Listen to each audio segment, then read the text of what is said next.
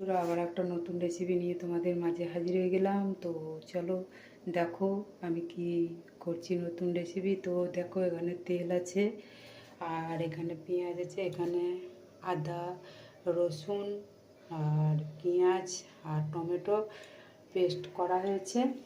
আর এখানে দেখো ডিম আছে। তো তেলটা গরম হয়ে গেছে, আমি ডিমটা দেখো আলু দেখতে পাচ্ছ। তো তোমরা দেখতে থাকো।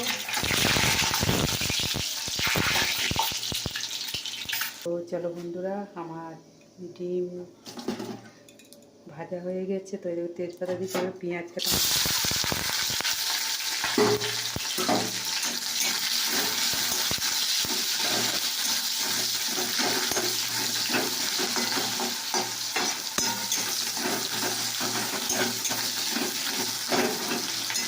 পেঁয়াজটা একটু ভাজা।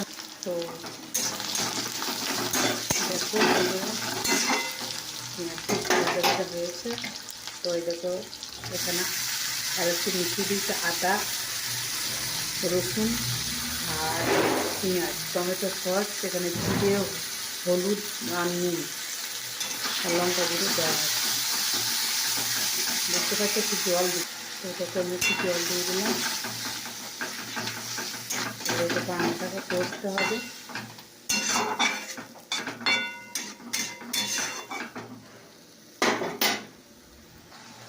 এটাকে বন্ধুরা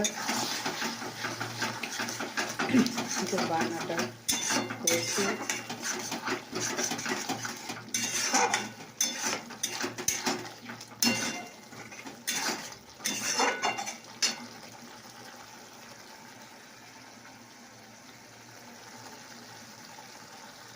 তো এটাকে বন্ধুরা আমার কষা হয়ে গেছে। এবার আলুটা দিয়ে দিলাম, এর সঙ্গে ডিমটাও দিয়ে দিলাম। এটাকে বন্ধুরা মাখা মাখা হয়ে গেলে দেখতে পাচ্ছি। আলুটা কিন্তু আমি সেদ্ধ করে নিয়েছি, ভাজি নিয়েছি। ডিমটা একটু হালকা ভেজে নিয়েছি। তো এবার আমি জল দিয়ে দেবো। ব্যাস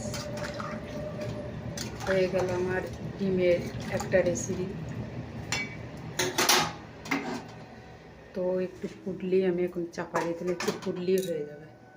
তো দেখো বন্ধুরা, আমার ডিমের রেসিপি হয়ে গেছে। কি সুন্দর কালার এসে গেছে দেখছো, দেখলেই লোভ হচ্ছে। বলো বন্ধুরা, মনে হয় যেন এক্ষুনি খেয়ে নি। বলো এরকম আলু কিন্তু আমি তেলে নাড়িয়ে সেদ্ধ করে নিয়েছি, তাতেও কত সুন্দর লাগছে। দেখো ঝোলটাকে দেখলেই মনে হচ্ছে খেয়ে নি, তাই না? তো তোমাদের কেমন লাগলো অবশ্যই কমেন্ট করে জানাবে। তো চলো, আমার তো রেসিপি হয়ে গেছে, উনুন অফ করে দিলাম। এই দেখো, তো আমার রেসিপি হয়ে গেছে। তোমাদের কেমন লাগলো রেসিপিটা অবশ্যই কমেন্ট করে জানাবে।